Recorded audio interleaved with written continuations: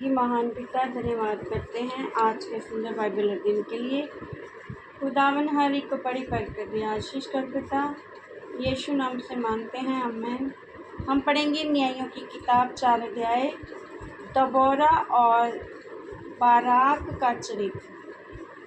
जब एहूद मर गया तब इस्राएलियों ने फिर यहोवा की दृष्टि में बुरा किया, इसलिए यहोवा ने उनको हासोर में विराजने वाले कनान के राजा याबीन के अधीन कर दिया, जिसका सेनापति सीसरा था, जो अन्य जातियों की हरोशेत का निवासी था।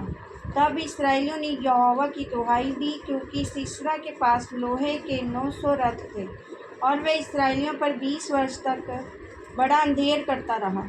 उस समय लपीदोत की स्त्री दबोरा, जो नबिया थी, इस्राएलियों का न्याय करती थी। वह एप्रैम के पहाड़ी देश में रामा और बैतेल के बीच में दबोरा के खजूर के तले बैठा करती थी, और इस्राएली उसके पास न्याय के लिए जाया करते थे।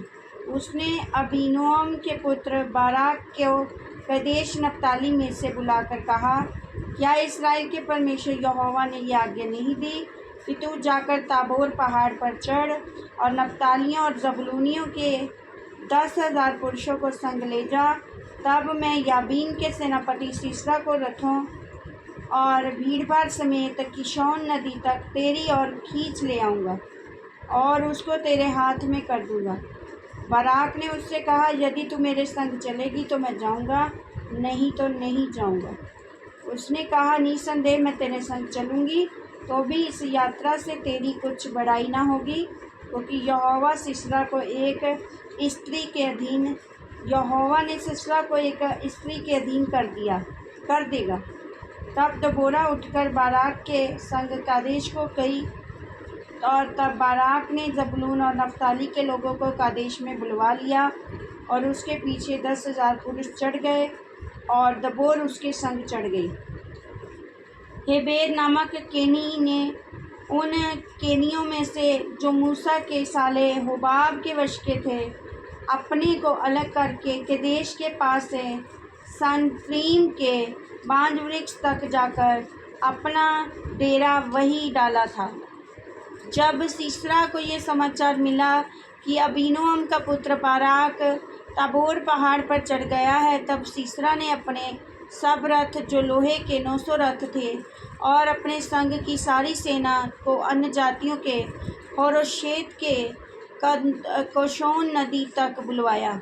तब दबोरा ने बाराक से कहा, उठ, क्योंकि आज का दिन जिसमें यहोवा सीसरा को तेरे हाथ में कर देगा, क्या यहोवा तेरे आगे नहीं निकला है? इस पर बाराक और उसके पीछे पीछे 10,000 पुरुष ताबोर पहाड़ से उतर पड़े। और तब यहोवा ने सारे रथों व सारी सेना समेत सीसरा को तलवार से बाराक के सामने घबरा दिया, और सीसरा रथ पर से उतर के पाँव भाग चला। और बाराक ने अन्य जातियों के होर्शोत तक रथों और सेना का पीछा किया, और तलवार से सीसरा की सारी सेना नष्ट की गई, और एक भी मनुष्य ना बचा। परंतु सीसरा पाँव हेबेर केनी की स्त्री याएल के डेरे को भाग गया, क्योंकि हासोर के राजा याबीन और हेबेर केनी में मेल था। और तब याएल सीसरा से भेंट के लिए निकलकर उससे कहने लगी, हे प्रभु, आ मेरे पास आ और ना डर। तब वह उसके पास डेरे में गया और उसने उसके ऊपर कंबल डाल दिया। तब सीसरा ने उससे कहा, मुझे प्यास लगी है, मुझे थोड़ा पानी पिला। तब उसने दूध की कुप्पी खोलकर उसे दूध पिलाया और उसको ओढ़ा दिया। तब उसने उससे कहा, डेरे के द्वार पर खड़ी रह, यदि कोई आकर तुझसे पूछे, यहाँ कोई पुरुष है, तब कहना, कोई भी नहीं। इसके बाद हेबेर की स्त्री याएल ने डेरे को एक खुट्टी ली और अपने हाथ से एक हथौड़ा भी लिया, और दबे पाँव उसके पास जाकर खूंटी को उसकी कनपटी पर ऐसा ठोक दिया कि खूंटी पार होकर भूमि में धंस गई, और वह जो थका था इसलिए गहरी नींद में सो रहा था, अतः वह मर गया। जब बाराक सीसरा का पीछा करता हुआ आया, तब याएल उससे भेंट करने के लिए निकली और कहा, इधर आ, जिसका तू खोजी है उसको मैं तुझे दिखाऊंगी। तब उसने उसके साथ जाकर क्या देखा कि सीसरा मरा पड़ा है और वह खूंटी उसकी कनपट्टी में पड़ी है। इस प्रकार परमेश्वर ने उस दिन कनान के राजा याबीन को इसराइलियों के सामने नीचा दिखाया और इसराइली कनान के राजा याबीन पर प्रबल होते गए, यहाँ तक कि उन्होंने कनान के राजा याबीन को नष्ट कर डाला।